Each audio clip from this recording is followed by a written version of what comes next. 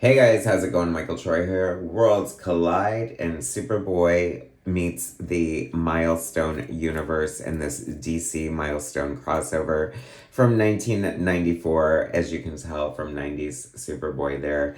Static on the cover and Rocket. Such a fun book. I cannot wait to share it with you. Subscribe to my channel if you haven't already. Hit that like button and let's get right into it. So this is part 8 of like a crossover Worlds Collide. You're supposed to read that first and apparently the other 7 parts, but we're not going to do that because I don't have that. This is in my pile and it's Black History Month, so I thought it would be a perfect issue to spotlight long-haired Superman, 90s earring Superboy with a leather jacket. Like, does it get any better than this? Wait, don't read this until you finished Worlds Collide #1. Metropolis, Dakota. So apparently, like, I know nothing about the Milestone universe, and I never really read it. I always thought it looked fun, but I don't know. I think I was too entrenched with, like, regular DC and Marvel, and, like, getting like so many books every month. Like I really had to limit like picking up new books, so it wasn't realistic enough for me to pick up like 5 new titles at the time.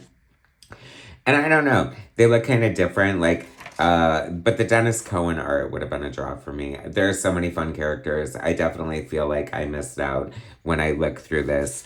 What a great 2-page spread. Karl Kesel, writer, Tom Grummett, puzzler, Doug Hazelwood, inker, Tom McGraw, colorist, Starkings of Comicraft, letterer, Frank Pitteries, editor of Two Worlds. Love the double-page spread, love a tidal wave. It is not easy to make something look big and bombastic and exciting like a tidal wave in a comic book, I think. And it's so interesting because, like, apparently these are different universes, but somehow they're merging. And Superboy is fighting with one team in Dakota, where they're from, and Superman's in Metropolis, and I don't know.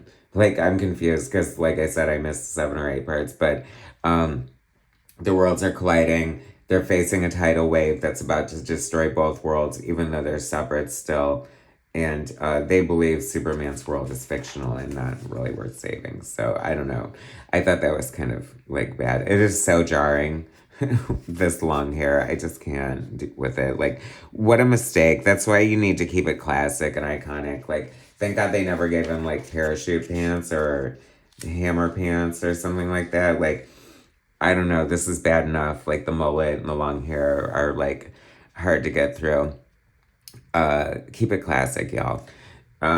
This is fun. I love Tom Grummett's art so much. He's like such a great classic comic book artist, greatly paired with Doug Hazelwood inker. This looks like just fun classic comic superhero art. Static doesn't seem like he has a great handle on his powers. Seems like a little Spider-Man kind of fish out of water element happening. If I'm wrong, I'm wrong.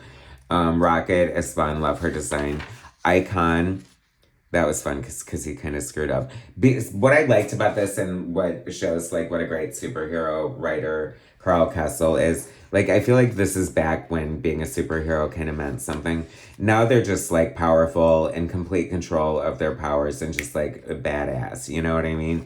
Here, like, Superboy kind of struggles with pushing back the tidal wave with his tactile telekinesis. If you know, you know. Poosh, what a great onomatopoeia, right?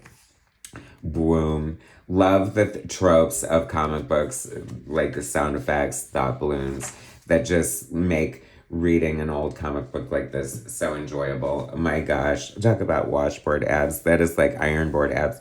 Icon is like the Superman avatar, apparently. And it's interesting because, like, on some of the faces, I feel like they're kind of doing like this kind of Dennis Cohen riff, and I thought that that was kind of interesting. When it comes up, I'll show you. What was the character's name? Oh my gosh, I love Aqua Maria. What a great name for a character. She's like the aquatic character who's Latina. Superman. I love his thought process here. You know, sometimes, like, I feel like he is pish, pash, poosh. This onomatopoeia is killing me. Anyway, I feel like he is written as sort of like an alien in some ways. You know what I mean? Because you know, he's in these situations where he's doing the best he can to save these humans. But what are his stakes? He's not going to die. I don't know. It's just kind of a weird food for thought, right?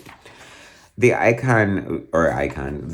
Milestone universe, like, I feel like it never, like, was it super successful? I know it's always been popular. I know it always had top tier creators. I know they've tried to make it happen a few times, but it's a shame, like, none of the characters ever just, like, stayed forever. You know what I mean? Like, Static, like, is Static arguably the most popular one?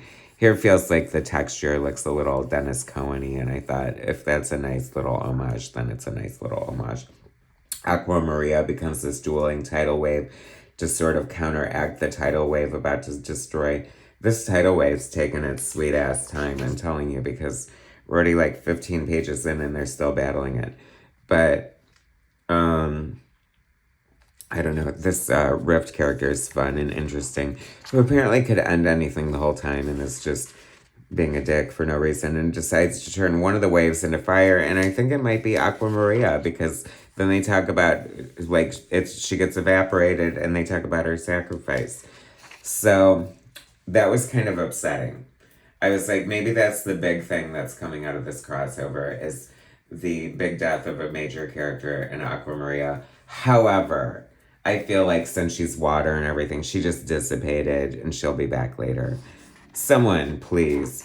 I feel like there's somebody watching this because you love the Milestone universe and are keenly aware of all this continuity. Spare me having to, like, look it up and tell me what happened. Does Aqua Maria survive? She has to. I mean, she has to, because they're all pieced out at the end here, and, like, obviously they're not going to keep them that way. And I wanted this big, satisfying ending, and I was like, oh my gosh, it's continued in Hardware 18. How many parts was this? It must have been so long. Look at this gorgeous art. This looks undeniably like early Travis Charest. And now I'm definitely going to look up and see a picture of the interior of that, because I'm headed to eBay, if so, because I missed the boat on this the first time. Anyway, so that was my fun trip down Superboy Milestone Universe crossover Worlds Collide. Fun, right? I love these characters. Definitely worth checking out more. I don't know, this crossover seemed a little bit like a train wreck, but still fun at the same time. What do you guys think? Subscribe to my channel if you haven't already. Hit that like button, and I'll bring you more soon.